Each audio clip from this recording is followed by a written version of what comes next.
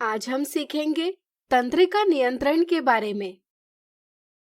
पिछले वीडियो में हमने पादपों में नियंत्रण और समन्वय यानी कंट्रोल एंड कोऑर्डिनेशन की चर्चा की। चलिए आज जंतुओं में नियंत्रण और समन्वय की चर्चा करें। जंतुओं में नियंत्रण और समन्वय तंत्रिका तंत्र यानी नर्वस सिस्टम और पेशी ऊतक यानी मस्कुलर टिश्यू द्वारा होता है। न्यूरॉन, तंत्रिका ऊतक तंत्रिका कोशिका यानी कि न्यूरॉन के एक संगठित जाल से बना हुआ होता है। न्यूरॉन तंत्रिका तंत्र की संरचनात्मक और क्रियात्मक इकाई है। न्यूरॉन कोशिका काय यानी सेल बॉडी, द्रुमिका यानी डेंड्राइट और तंत्रिकाक्ष यानी एक्सॉन से बना हुआ है। कोशिका काय तारे के आकार जैसा होता है, जिसमें से छोटे तंतु यानी फाइबर्स जैसे द्रुमिका और एक तंत्रिकाक्ष निकलते हैं। न्यूरॉन विभिन्न उद्दीपनों को विद्युत आवेग यानी इलेक्ट्रिकल इम्पल्स के रूप में शरीर के एक भाग से दूसरे भाग तक संचारित करता है। चलिए इसे विस्तार से समझें। हमारे शरीर के ज्ञानेंद्रियों में ग्राही यानी रिसेप्टर्स उपस्थित होती है और ग्राही में न्यूरॉन के द्रुमिका उपस्थित होते हैं, जहां द्रुमाकृतिक सिरा यानी डेंड्राइटिक टिप पर्यावरण से सूचना की पहचान करता है।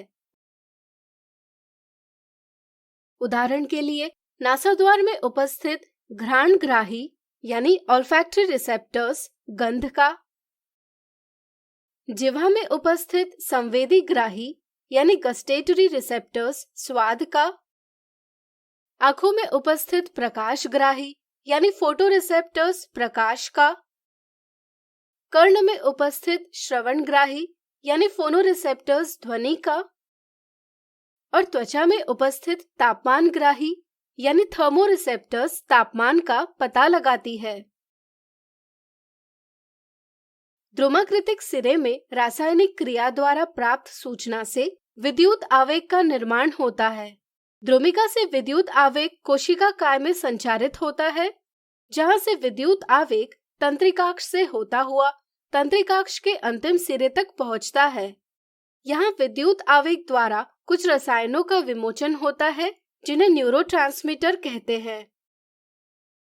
न्यूरोट्रांसमीटर दो न्यूरॉन के बीच में रिक्त स्थान यानी सिनेप्स को पार करके दूसरे न्यूरॉन के द्रुमिका तक विद्युत आवेग को पहुंचाता है। विद्युत आवेग यानी इलेक्ट्रिकल इम्पल्स तंत्रिका यानी नर्व में इस तरह से यात्रा करता है। तंत्रिका के अंतिम न्यूरॉन से विद्युत आवेग एक सिनेप्स द्वारा पेशी कोशिकाओं यानी मसल सेल्स या ग्रंथि यानी ग्लैंड तक पहुंचता है। ऐसा सिनेप्स जो न्यूरॉन से विद्युत आवेग को पेशी कोशिकाओं तक पहुंचाता है, तंत्रिका पेशीय संधि यानी न्यूरोमस्कुलर जंक्शन कहलाता है। पेशी कोशिकाएं और ग्रंथियां विद्युत आवेग को क्रिया में परिवर्तित करती है, इसलिए इन्हें कार्यकर यानी इफेक्टर कहा जाता है। हमारे शरीर में 3 प्रकार के न्यूरॉन हैं। संवेदी न्यूरॉन ज्ञानेंद्रियों में उपस्थित ग्राही से पर्यावरण की सूचनाएं प्राप्त करते हैं। प्रेरक न्यूरॉन तंत्रिक आवेग को पेशी कोशिकाओं या ग्रंथि तक पहुंचाते हैं और प्रतिसारण न्यूरॉन संवेदी न्यूरॉन से प्राप्त तांत्रिक आवेग को प्रेरक न्यूरॉन तक पहुंचाता है। चलिए अब देखते हैं कि ये सभी न्यूरॉन कैसे कार्य करते हैं। प्रतिवर्ती क्रिया यानी रिफ्लेक्स एक्शन। आपने अवश्य अनुभव किया होगा कि यदि किसी गर्म वस्तु से अनजाने में हमारा स्पर्श होता है, तो स्पर्श वाला अंग तुरंत पीछे ले लिया जाता है। इस प्रकार किसी उद्दीपन के लिए बिना सोचे तुरंत अनुक्रिया देना प्रतिवर्ती क्रिया कहलाती है। ऐसी क्रियाएं हम अपने आप को बचाने के लिए करते हैं। यहाँ इस प्रतिवर्ती क्रिया के दौरान हमारी त्वचा में उपस्थित ग्राही से सूचना संवेदी न्यूरॉन में पहुंचती है। संवेदी न्यूरॉन में सूचना विद्युत आवेग में परिवर्तित होती है। यह सूचना प्रतिसारण न्यूरॉन से प्रेरक न्यूरॉन तक पहुंचाई जाती है। संवेदी न्यूरॉन और प्रेरक न्यूरॉन के बीच के संबंधन को प्रतिवर्ती चाप यानी रिफ्लेक्स आर्क कहा जाता है। यह प्रतिवर्ती चाप मेरुरज्जु यानी स्पाइनल कॉर्ड में बनते हैं। मस्तिष्क में जाने वाली सभी तंत्रिकाएं मेरुरज्जु में एक बंडल बनाती है। प्रेरक न्यूरॉन प्राप्त आवेग को कार्य कर भुजा की पेशी कोशिकाओं तक पहुंचाता है, जिससे स्पर्श होने वाला अंग गर्म वस्तु से हटा लिया जाता है। यह अनुक्रिया हम बिना सोचे करते हैं। यदि यह क्रिया हम सोचकर करते तो सूचना मस्तिष्क तक जाती और प्रतिक्रिया देने में विलंब होता, लेकिन इतने समय में स्पर्श होने वाले अंग को हानि हो सकती है।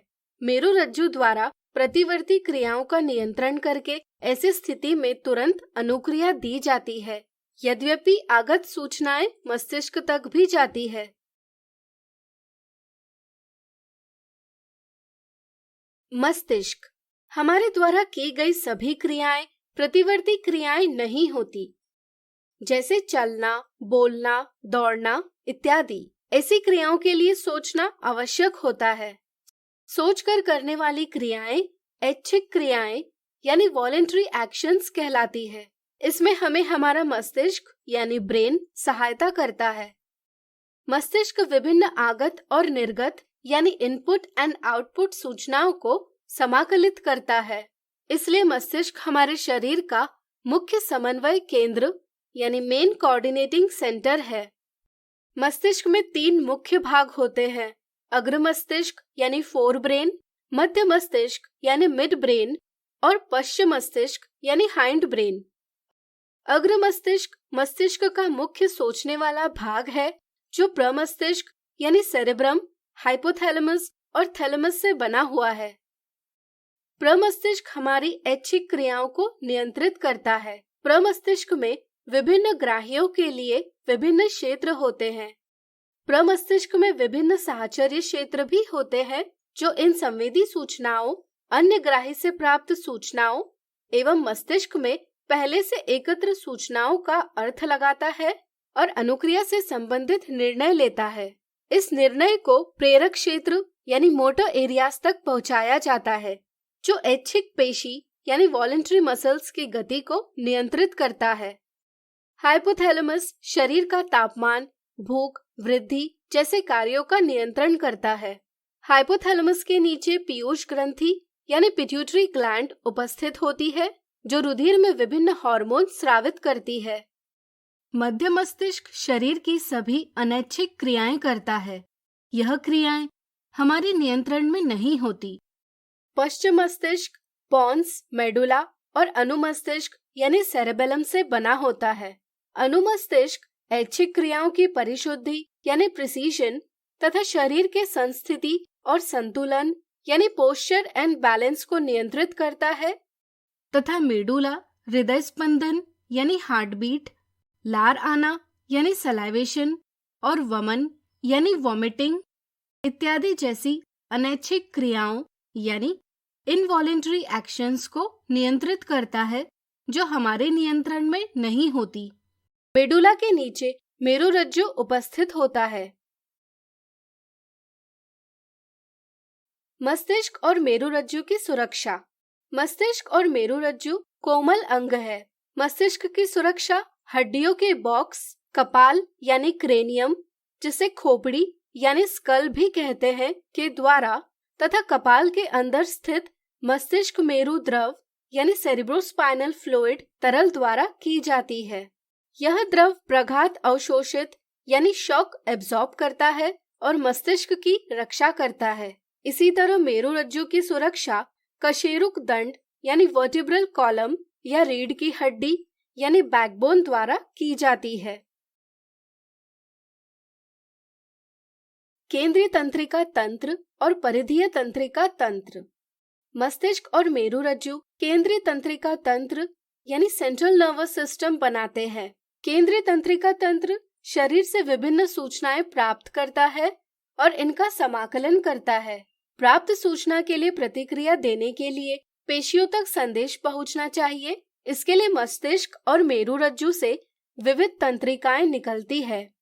मस्तिष्क से निकलने वाली तंत्रिकाएं कपाल तंत्रिकाएं यानी क्रेनियल नर्व्स कहलाती है तथा मेरुरज्जु से निकलने वाली तंत्रिकाएं मेरु तंत्रिकाएं यानी स्पाइनल नर्व्स कहलाती है।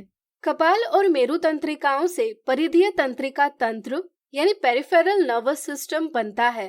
परिधीय तंत्रिका तंत्र केंद्रीय तंत्रिका तंत्र और शरीर के अन्य भागों के बीच में सूचना का संचार करता है, जिससे पेशी में गति होती है।